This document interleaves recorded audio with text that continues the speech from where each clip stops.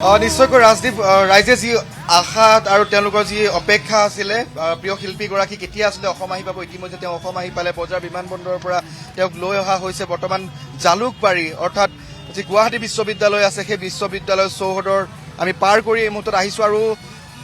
হাজাৰ হাজাৰ অনুৰাগী বুলি ক'ব লাগিব আমাৰ কেমেৰাৰ লেন্সে যিমান দূৰলৈকে ঢুকি পাইছে আমি যদিও তেওঁলোকৰ লগে লগে যাবলৈ চেষ্টা কৰিছোঁ কিন্তু অনুৰাগীৰ ইমানেই ভিৰ আচলতে আমাৰ বাহন আগবঢ়াই নিবলৈ কিছু অসুবিধাৰ সন্মুখীন হৈছে তাৰ সমান্তৰালকৈ যিহেতু আৰক্ষীয়েও কিছু প্ৰট'কলৰ বাবে বাধা দিছে সেয়েহে আমি যিমান পাৰোঁ সিমান ৰাইজক দেখুৱাবলৈ যত্ন কৰিছোঁ পোনপটীয়া সম্প্ৰচাৰ যোগে এই মুহূৰ্তত আমি সেই গুৱাহাটী ইউনিভাৰ্চিটি যি চৌহদ সেই চৌহদ পাৰ কৰিছোঁ আৰু কিছু সময় পাছতেই জালুকবাৰীত উপস্থিত হ'ম আৰু এইগৰাকী শিল্পী যাক অসমে হিয়াৰ আমঠুৰ নাম দিছিলে এইগৰাকী শিল্পীয়ে যিহেতু সকলোকে কন্দুৱাই তেওঁ গ'লগৈ আৰু আজি সেই শেষ বিদায় বা শেষ যাত্ৰাৰ ক্ষণত প্ৰিয় শিল্পীগৰাকীক সকলোৱে সংগ দিছে সেই শিল্পীগৰাকীয়ে অসমৰ বাবে প্ৰত্যেকগৰাকী অনুৰাগীৰ বাবে যিখিনি দি থৈ গ'ল সেইখিনি আচলতে তেওঁক যিটো সন্মান দিব লাগে সেই সন্মান দিয়াৰ উদ্দেশ্যে প্ৰতিজন অনুৰাগী আজি তাৰিখত ওলাই আহিছে সতীৰ্থ ভিডিঅ' জাৰ্নেলিষ্ট অজয় আছে অজয় সেই পৰিৱেশটো এই মুহূৰ্তত দেখুৱাইছে যথেষ্ট সংখ্যক অনুৰাগী পথৰ দুয়ো কাষে এক প্ৰকাৰ স্তব্ধ হৈ গৈছে সকলোৱে জুবিন গাৰ্গৰ যি সেই স্বৰ্গৰথৰ সৈতে যাত্ৰা আৰম্ভ কৰিছে যদিও বা তেওঁক প্ৰথমেই তেওঁ যি স্থিত বাসগৃহ তালৈ লৈ যোৱা হ'ব কিছু সময় পৰিয়ালৰ সৈতে তেওঁ নশ্বৰ দেহ ৰখা হ'ব বাৰম্বাৰ চৰকাৰৰ তৰফৰ পৰা অনুৰোধ কৰি থকা হৈছে মুখ্যমন্ত্ৰীয়ে অনুৰোধ কৰিছে যাতে সেই সময়ছোৱাত অন্তত ৰাইজে পৰিয়ালৰ লোকক কিছু সময় দিয়ে পৰিয়ালৰ লোকে কিছু সময় অকলেই জুবিনৰ সৈতে কটাব পাৰে আৰু তাৰপিছতে যিহেতু ঘৰৰ পৰা পোনে পোনে ৰাজহুৱা শ্ৰদ্ধাঞ্জলিৰ বাবে সৰু সজাই ষ্টেডিয়ামলৈ লৈ যোৱা হ'ব য'ত নেকি শ্ৰদ্ধাঞ্জলিৰ বাবে বিশেষ আয়োজন কৰা হৈছে তাতো প্ৰায় লক্ষাধিক লোক ইতিমধ্যে আহি উপস্থিত হৈছে আমি নিশাৰ ভাগৰ পৰাই পৰিৱেশ দেখুৱাই আছোঁ নিশাই আচলতে হাজাৰ হাজাৰ অনুৰাগী তাত বহি পৰিছিলে তেওঁলোকে অপেক্ষা কৰিছিলে প্ৰিয় শিল্পীগৰাকী কেতিয়া আচলতে ছিংগাপুৰৰ পৰা আহি অসমত স্বভূমিত তেওঁ পায়হি তাক লৈ সকলোৱে আশা কৰিছিলে কোনেও আশা কৰা নাছিলে যে জুবিন দা এদিন এনেকৈ আমাৰ মাজত নিথৰ শৰীৰ লৈ এনেকৈ শুই আহিব যিজন শিল্পীয়ে গাইছিলে মই ভাগৰা নাই জীৱন হেৰুৱা নাই সেইগৰাকী শিল্পী আজি ভাগৰিছে সেইগৰাকী শিল্পী আজি জীৱন হেৰুৱাইছে আৰু এনেকৈ সকলোকে কন্দুৱাই এই মুহূৰ্তত স্বৰ্গৰথত শুই গৈছে সকলোৰে মৰমৰ হিয়াৰ আমঠু জুবিন গাৰ্গ আমি এনেকৈ পৰিৱেশ দেখুৱাই গৈছোঁ এই মুহূৰ্তত যিহেতুকে পথৰ দুয়ো কাষে ইতিমধ্যে হাজাৰ হাজাৰ অনুৰাগী ভিৰ হৈ আছিলে সকলোৱে অপেক্ষা কৰি আছিলে মাথো জুবিন গাৰ্গৰ সেই স্বৰ্গৰথলৈ যিহেতু স্বৰ্গৰথ আহিছে আৰু সকলোৱে এই যাত্ৰাত সকলো সংগী হৈছে আমি পৰিৱেশটো যদি সম্ভৱ হয় কিছু পিছৰ পৰিৱেশ আমাৰ পাছফালৰ যিটো পৰিৱেশ সতীৰ্থগৰাকীয়ে দেখুৱাব কেমেৰাটো যদি কিছু ঘূৰাই দিয়ে পিছফালৰ যিটো পৰিৱেশ দীঘলীয়া শাৰী কিমান দূৰলৈকে আচলতে তেওঁ অনুৰাগীসকল আহিছে কিমান সংখ্যক অনুৰাগীয়ে তেওঁ এই শেষ যাত্ৰাত অংশগ্ৰহণ কৰিছে শেষ যাত্ৰাৰ সংগী হৈছে আমি সেই পৰিৱেশটো আপোনালোকক দেখুৱাইছোঁ ভাষাৰে বৰ্ণনা কৰিব নোৱাৰা এক পৰিৱেশ এগৰাকী শিল্পীক কিমান অন্তৰৰ পৰা ভাল পালে কিমান মৰম কৰিলে ৰাইজ এনেকৈ স্বতঃস্ফূৰ্তভাৱে ওলাই আহে ৰাইজে দুদিন ধৰি অনিদ্ৰা অনাহাৰে থাকিব পাৰে সেয়া আচলতে এই বিগত দিনছোৱাত এই সময়ছোৱাত প্ৰতিগৰাকী অসমীয়াই মৰ্মে মৰ্মে উপলব্ধি কৰিছে প্ৰতিগৰাকী অসমীয়াই সেয়া দেখিছে বুজিছে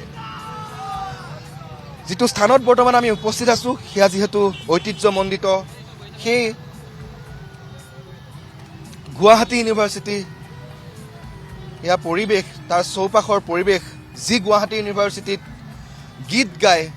1952 চনত প্ৰথম তেওঁ চিনাকি দিবলৈ লাভ কৰিবলৈ আচলতে সক্ষম হৈছিল অসমবাসীৰ মাজত আৰু তেনেকৈ তেওঁ যাত্ৰা আৰম্ভ হৈছিল প্ৰথম যিহেতু তেওঁ এলবামটোৱে আছিলে অনামিকা সেই 1952 চনতেই আমি পৰিৱেশটো এই মুহূৰ্তত দেখুৱাইছোঁ 1992 চনৰ সেই অনামিকাৰ পৰা আজিৰ এই পৰিৱেশলৈকে আচলতে জুবিন গাৰ্গক কিমান অনুৰাগীয়ে ভাল পায় বা মৰম কৰে এই ছবিসমূহে আচলতে কথা কৈছে আজিৰ এই শেষ যাত্ৰাত যিসকল সংগী হৈছে সেই সংগী হোৱা প্ৰত্যেকগৰাকী অনুৰাগীয়ে আচলতে সেয়া যেন বুজাব বিচাৰিছে অসমে কাক হেৰুৱাইছে, অসমে কি হেৰুৱাইছে, কিয় জুবিন গাৰ্গ অসমৰ হিয়াৰ আমঠু, এই সকলোবিলাক আচলতে এই ছবিখনে কথা কৈছে। এই যি শেষ যাত্ৰাৰ ক্ষণ, এই শেষ যাত্ৰাৰ ক্ষণকণেই আচলতে সকলোকে বুজাই তুলিছে। যিহেতু ইয়াৰ পৰা পোনে পোনে তেওঁৰ নশ্বৰ দেহ কাহিলীপাৰাস্থিত তেওঁ বাসভৱনলৈ লৈ যোৱা হ'ব। যিমান দূৰ আমাৰ হাতলৈ খবৰ আহিছে, জালুকবাৰীৰ পৰা লখৰা হৈ তেওঁক কাহিলীপাৰালৈ নিয়াৰ ব্যৱস্থা কৰিছে প্ৰশাসনে। যিহেতু জনসমাগম যথেষ্ট হ'ব, গতিকে প্ৰশাসনেও কেতবোৰ কিছু কটকটীয়া ব্যৱস্থা কৰিছে আৰু ৰাইজকো অনুৰোধ জনাইছে যাতে সকলোৱে সহায় সহযোগ কৰক। বিশেষকৈ আজিৰ এই দিনটোত কোনেও যাতে এক অপ্ৰীতিকৰ পৰিৱেশ সৃষ্টি নকৰে, সেয়াই বাৰম্বাৰ অনুৰোধ জনোৱা হৈছে। আৰু বিশেষকৈ যিকণ সময়ত শিল্পীগৰাকীৰ নশ্বৰ দেহ পৰিয়ালৰ সৈতে থ'ব, অৰ্থাৎ কাহিলীপাৰাৰ ঘৰখনত থ'ব, সেই সময়ছোৱাত যাতে কোনো অনুৰাগীয়ে তাত গৈ অসুবিধাৰ সৃষ্টি নকৰে, সেই অনুৰোধ বাৰম্বাৰ মুখ্যমন্ত্ৰীগৰাকীয়ে জনাইছে, সকলোকে কৰিছে। আৰু আমিও প্ৰতিগৰাকী অনুৰাগীক সেয়াই অনুৰোধ জনাইছোঁ যে মৰমৰ শিল্পী, সকলোৰে মৰমৰ শিল্পী, পৰিয়ালটো আচলতে তেওঁ মৰমৰ, পৰিয়ালটোৱে যিহেতু তেওঁক লগ পোৱাই নাই। কিছু সময় পূৰ্বে তেওঁৰ পত্নী গৰুমা বৌয়ে যিহেতু বিমানবন্দৰত গৈ প্ৰথম লগ পাইছে, তেওঁ পিতৃ এই মুহূৰ্তলৈকে যিহেতু লগ পোৱা নাই, গতিকে পিতৃ, ভগ্নী, পত্নী সকলোৱে কিছু সময় তেওঁৰ সৈতে কটাওক, সেয়া সকলোৱে বিচাৰিছে। সেয়েহে অনুৰাগীসকলক সকলোৱে আহ্বান জনাইছে যাতে সকলো অনুৰাগী সৰু সজাইলৈকে যায়, তাতেই শেষ শ্ৰদ্ধাঞ্জলি সকলোৱে জনায়। ঘৰত যিকণ সময় তেওঁ থাকিব, যিকণ সময় ঘৰৰ বাবে কৰা হৈছে, সেই সময়কণত যাতে কোনো অনুৰাগীয়ে তাত গৈ অসুবিধাৰ সৃষ্টি নকৰে, সেয়াই সকলোকে বাৰম্বাৰ আহ্বান জনোৱা হৈছে। এয়া আমি পৰিৱেশ দেখুৱাইছোঁ আৰু কিছু দূৰ আগুৱাই গ'লে আমি জালুকবাৰীত গৈ উপস্থিত হ'ম। সুধা ভূপেন হাজৰিকাৰ সেই সমাধি ক্ষেত্ৰৰ ওচৰত গৈ আমি উপস্থিত হ'ম। আমি পৰিৱেশটো এই মুহূৰ্তত দেখুৱাইছোঁ। প্ৰতিথ ভিডিঅ' জাৰ্নেলিষ্ট আমাৰ সৈতে যিহেতু অজয় আছে, অজয়ে সেই সামগ্ৰিক পৰিৱেশটো দেখুৱাইছে। এক লোকাৰণ্যময় পৰিৱেশ, অজস্ৰ গুণমুগ্ধ, শদিয়াৰ পৰা ধুবুৰীলৈ, ব্ৰহ্মপুত্ৰৰ পৰা বৰাকলৈ কোন নাই আজি জুবিনদাৰ কাষত। প্ৰতিগৰাকী অসমীয়াই, প্ৰতিগৰাকী অনুৰাগীয়ে আজি জুবিনদাক সংগ দিছে। জুবিনদাৰ সৈতে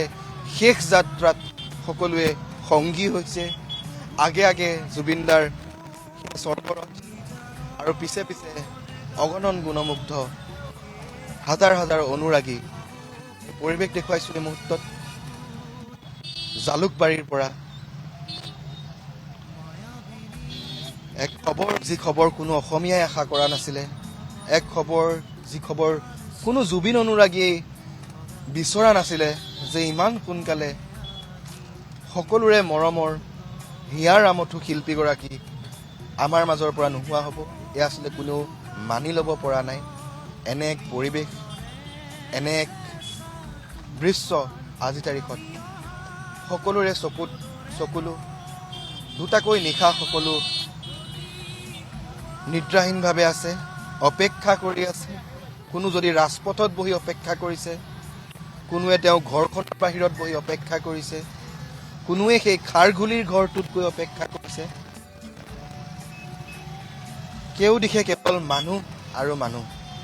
স্বতঃস্ফূৰ্তভাৱে ওলাই আহিছে সকলো লোক আৰু প্ৰিয় শিল্পীগৰাকীৰ শেষ ক্ষণত, শেষ যাত্ৰাত সকলোৱে সমভাগী হৈছে, সকলো সহযাত্ৰী হৈছে শেষ যাত্ৰাৰ। আৰু অলিয়ে গলিয়ে কেৱল এটাই গীত, সেয়া হৈছে মায়াবিনী। যিহেতু তেওঁ নিজেই কৈ থৈ গৈছিলে যে তেওঁ মৃত্যুৰ সময়ত সেই বিশেষ গীতটো বজাবলৈ, সেই বিশেষ গীতটো গাবলৈ, প্ৰত্যেকখন অনুষ্ঠানত, প্ৰত্যেকখন বিহু ফাংচনত তেওঁ এটা কথাই কৈছিলে যে মায়াগিনী গীতটো কেৱল জুবিন গাৰ্গৰ বাবে বিশেষ নহয়, প্ৰত্যেকগৰাকী অনুৰাগীৰ বাবে বিশেষ, প্ৰত্যেকগৰাকী অসমবাসীৰ বাবে বিশেষ। কাৰণ তেওঁৰ মৃত্যুৰ দিনটোত এই গানটো গাব লাগিব, তেওঁৰ মৃত্যুৰ দিনটোত এই গানটো বাজিব লাগিব। আৰু তেওঁৰ যি আদেশ, সেয়া যেন সকলোৱে আখৰে আখৰে আজি তাৰিখত পালন কৰিছে। সমগ্ৰ গুৱাহাটীখন বিগত এই 2 দিনে ঘূৰা হৈছে। কথিত সাংবাদিকসকলেও আমাৰ বিভিন্ন প্ৰান্তৰ পৰা ৰাজ্যৰ পৰিৱেশ দেখুৱাইছে। শদিয়াৰ পৰা ধুবুৰীলৈ, ব্ৰহ্মপুত্ৰৰ পৰা বৰাকলৈ প্ৰত্যেকটো প্ৰান্তত এটাই গীত এই দুটা দিনত মুখৰিত হৈ আছে। সকলোৱে গুণগুণাইছে, কোনোৱে যদি উচুপি গুণগুণাইছে, কাৰোবাৰ দুচকুত অশ্ৰুসিক্ত নয়নেৰে তেওঁলোকে মায়াবিনী সোঁৱৰাইছে। দাদাই কৈছে মায়াবিনী গাবলৈ, সেয়েহে শেষ সময়ত শেষ ক্ষণত সকলোৱে মায়াবিনী গাই দাদাক বিদায় দিছে। দাদাৰ শেষ যাত্ৰাৰ সকলো সাক্ষী হৈছে